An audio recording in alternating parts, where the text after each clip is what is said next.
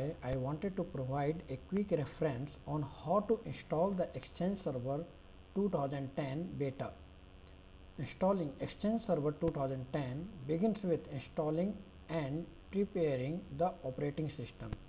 Exchange Server 2010 can be installed only on Windows Server 2008 Standard Edition or Enterprise Edition.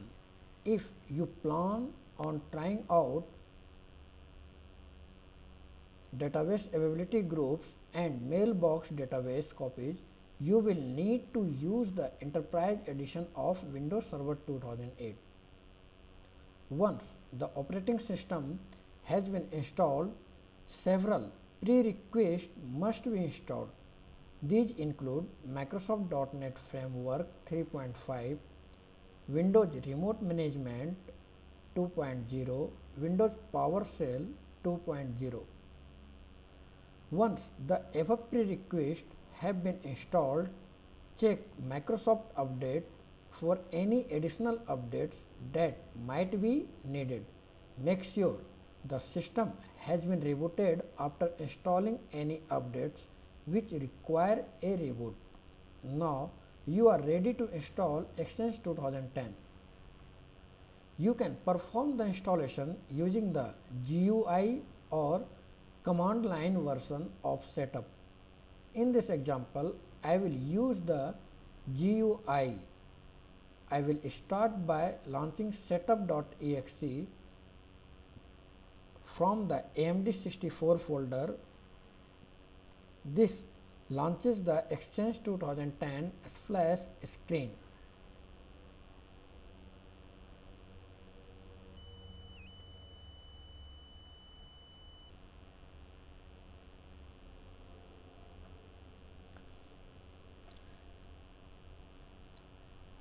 As you can see, the Exchange 2010 splash screen is very similar to one we had in Exchange 2007. Any needed prerequisites which are detected are grayed out, indicating they have been installed and that you can proceed to the next setup. Next step. In this case, I can proceed directly to step 4, install Microsoft Exchange.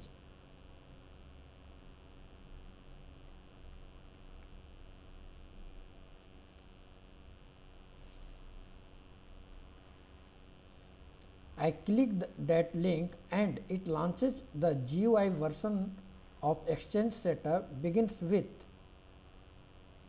a file copy process and the initialization of setup.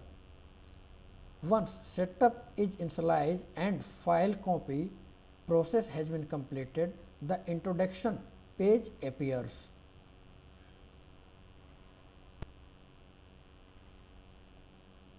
I click next and the language file location page appears.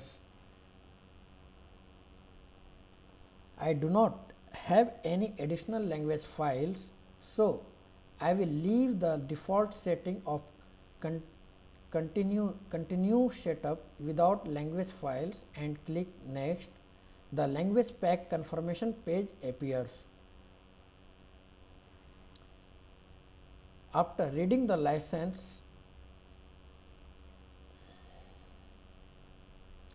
I click next and the license agreement page appears.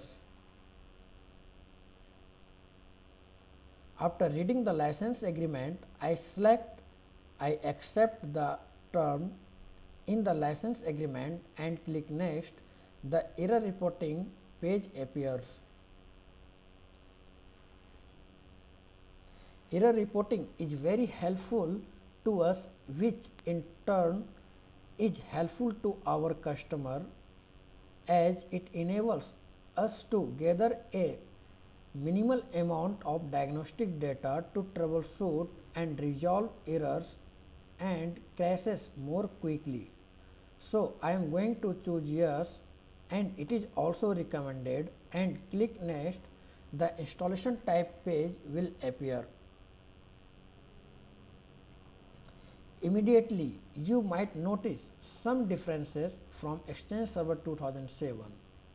First, the custom Exchange Server installation option no longer lists any clustered mailbox server roles. That's because clustered mailbox server doesn't exist in Exchange Server 2010.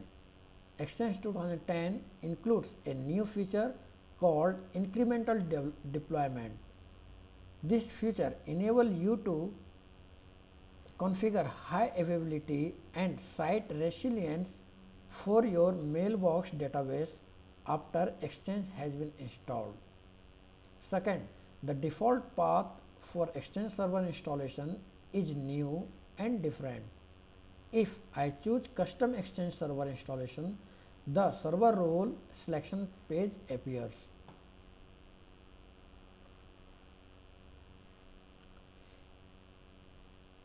If I choose typical Exchange Server installation instead of custom Exchange Server installation and click next, or once I have completed the custom Exchange Server installation choices and click next, the Exchange organization page appears.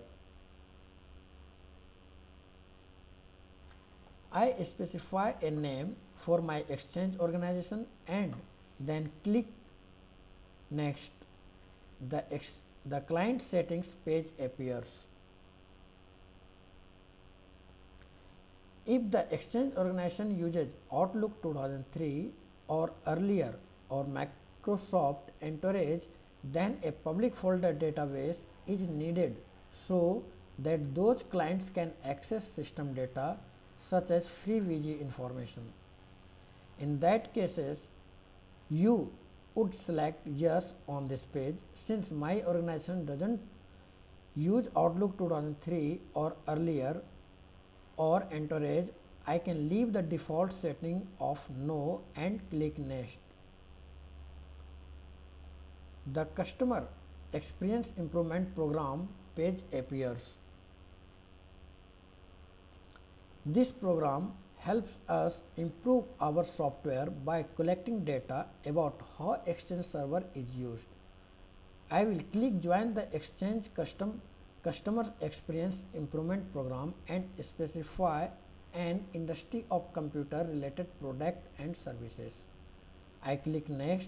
The readiness checks page appears and setup automatically perform readiness checks for any installed language pack as well as the selected server role to be installed.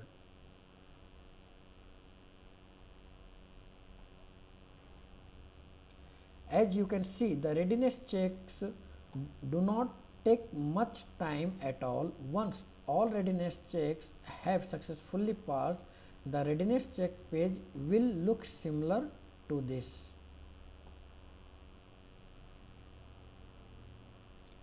At this point, the system and server are ready for the installation to begin. I click install to start the installation of Exchange 2010 mailbox, client access and hub transport server roles as well as the Exchange management tools. While setup is progressing, a progress page will appear. Once setup has completed successfully, the completion page will appear. As you can see, installing Exchange 2010 is quick and easy. On my system, setup took just under 10 minutes to complete. I prefer to reboot the system before finalizing the installation. Uncheck the finalize installation using the Exchange Management Console checkbox and click Finish to complete the setup process. This returns setup to the splash screen.